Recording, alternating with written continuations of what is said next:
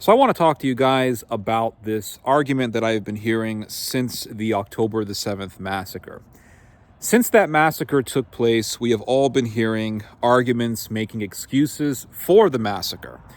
And really, these arguments all come down to one thing, and that is the reason why these terrorists killed these Jewish people is because of the occupation. It's because of the fact that these people's great-grandparents or grandparents were driven out of their homes, they were driven out of their lands by an occupying power. And these Israeli Jews are part of the occupier. And so, while it was egregious what Hamas did, while it was terrible what these terrorists did, we have to put the massacre in its proper context, which is the occupation of the Palestinian people. And this is a very, very common narrative. We have been hearing this ever since this massacre took place. And we have been hearing this from people like Norman Finkelstein, who is considered to be very prestigious when it comes to the discourse on the Palestinian-Israeli crisis. And we've been hearing this from every single Palestinian activist on earth. Here is the problem with this way of thinking. This is why it is extremely dangerous to make this sort of argumentation. Every single massacre in history has had some kind of an excuse. If you look at all of the most known massacres in history, the massacres that have taken center stage in the history books, the perpetrators always had an excuse. They always had an excuse. The Armenian genocide. Are we going to put the Armenian genocide in its quote-unquote proper context? Are we going to talk about all of the massacres that Armenian nationalists did before the Armenian genocide? Are we going to talk about Armenian terrorism that took place before the Armenian genocide? Talk to any Turkish nationalist about the Armenian genocide, and they will tell you all these things. They will tell you until you are blue at the face about the atrocities that were done by Armenian nationalists, Armenian separatists, and terrorists. So are we then going to say that the Armenian genocide must be talked about only within a particular context? We can talk about the genocide of the ethnic Polish population under German occupation by the Ukrainian nationalists. Are we going to say, well, the Polish people were massacred, and while it was egregious what the Ukrainian nationalists did, we must talk about the massacre of the Polish people only within a particular context? And that context is the fact that Poland took over Ukrainian land, that Poland pushed out Ukrainians from their lands, that the Polish government placed ethnic Poles in Ukrainian lands, that the Polish government got Polish people and placed them in lands where Ukrainians lived, and had Ukrainians, really forced Ukrainians, to live amongst Poles. So when we talk about the slaughter of the Polish people, are we then going to say that it must be talked about in the context of Ukrainian grievances?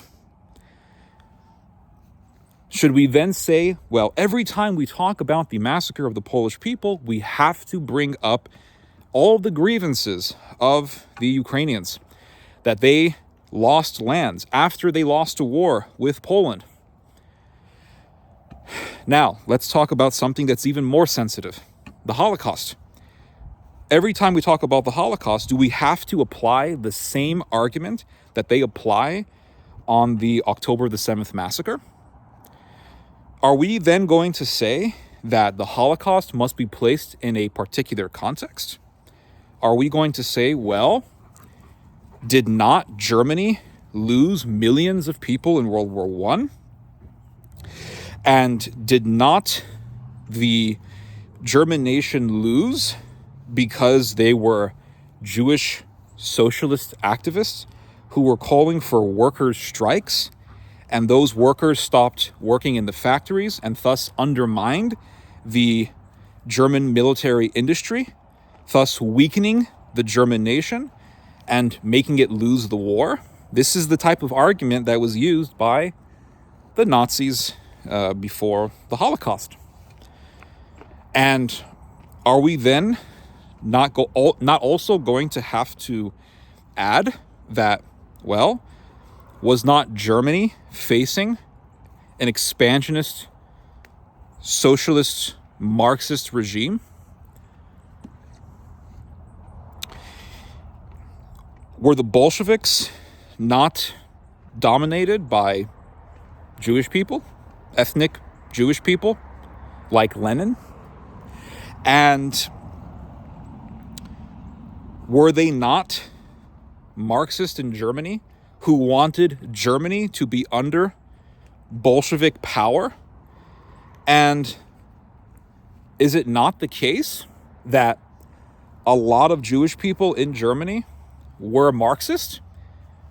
And thus, this was the reason why the Germans were terrified of the Jews?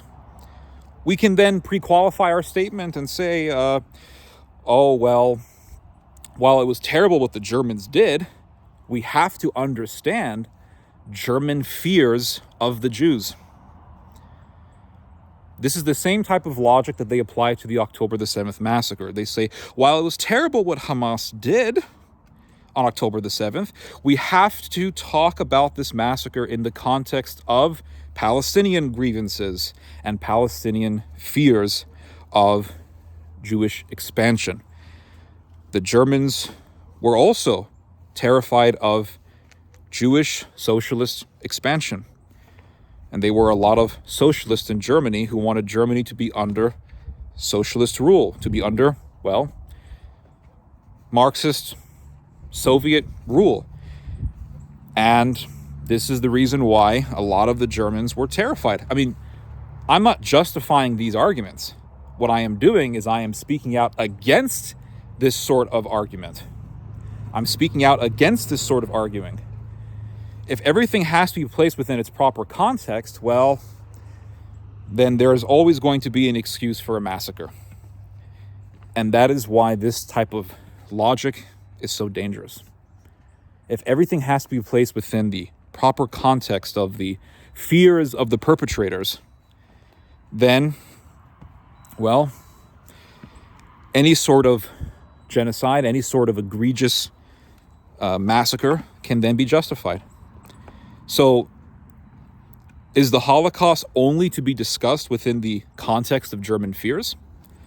Is the massacre of the Polish people by Ukrainian nationalists only to be discussed in the context of Ukrainian grievances against Poland and how Poland took territory and put ethnic Poles in Ukrainian land?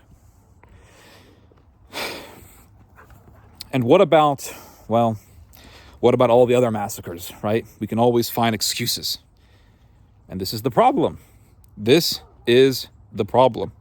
We can also apply this to the Falungist or the Kataib massacre of the Palestinians. How many of these pro-Palestine activists would be willing to talk about the Sabra and Shatila massacres in the context of Falungist grievances? The Sabra and Shatila massacres were by far the most horrendous massacres of the Palestinian people in the history of the Palestinian people. Thousands of Palestinians were butchered and hacked to death and raped for 3 days. Thousands. Around 3,000 Palestinians were butchered in about 3 days. And they weren't killed by bombs. They were killed by knives, axes, guns. It was pretty horrific. And it was all facilitated by the State of Israel, by the way. But how many of these pro-Palestine activists, while talking about Sabra and Shatila, are going to bring up Sabra and Shatila only within the context of Kataib, Falungist / Maronite grievances? Did not the Palestinians do massacres of Maronite Christians before the Sabra and Shatila massacres? Did not Palestinian terrorists gun down Maronite civilians? Did not the Palestinian population support the PLO, which committed those massacres of Maronites? Everything must be put into a proper context, according to these people. And, well, when you apply this logic to everything, you can see how dangerous it is. You can see how egregious it is. And you can see how such a line of reasoning can be used to justify any sort of massacre, or to find a quote-unquote understanding of any massacre. And this is why it's so dangerous. I am not justifying this line of reasoning. I am speaking out against it, because what I am saying is that such a line of reasoning will be used to justify whatever Holocaust comes next in the future. So be careful what you wish for. Be careful what you wish for when it comes to a line of reasoning, because your line of reasoning may just be used to justify the future Holocaust. Anyway, you guys just heard some theology. God bless.